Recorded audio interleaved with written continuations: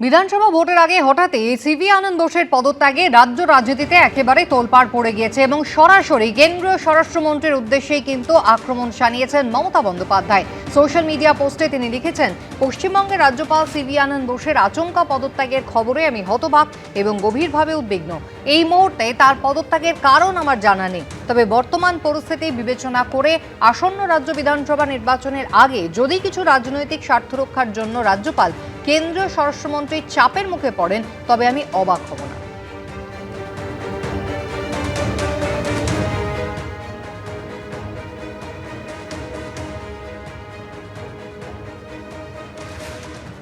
ওনার ওপর কি কিছু চাপ সৃষ্টি করা হয়েছে ভারতীয় জনতা পার্টির পক্ষ থেকে অথবা কেন্দ্রীয় সরকারের পক্ষ থেকে?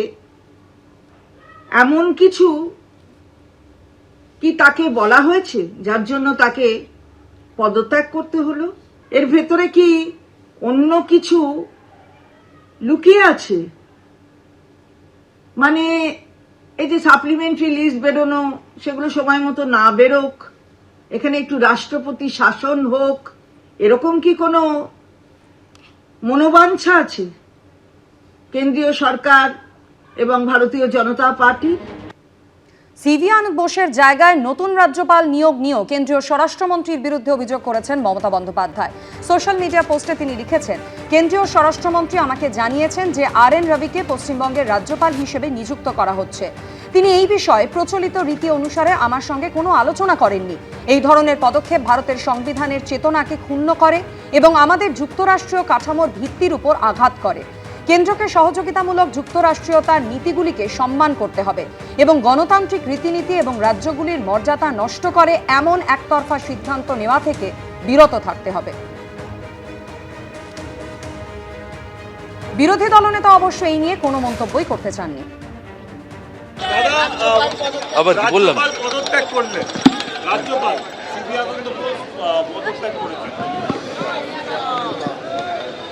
কিছু কারণ আছে, হয়তো জেনে বলবো।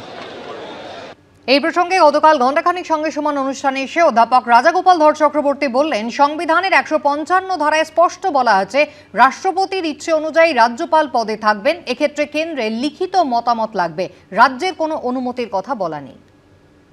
বিজেপি যেভাবে চলছে তারা অনেকটা আমলা কেন্দ্রিক নির্ভর হয়ে গেছে। আপনি দেখবেন অনেকগুলো মন্ত্রী তারা আমলা ছিল, IAS IPS ছিল, ফরেন IFS ছিলেন আমাদের ফরেন মিনিস্টার। কেন ওরা মনে করছে এরা যেভাবে ট্রেন্ড হয়ে আছে এদেরকে দিয়ে অনেক বেশি কাজে লাগানো যায়, যান পলিটিক্যাল নিজেদের দলের কোনো লোককে বসালে অনেক বিপদ আছে, তারপরে সেই কারণেই এসেছে।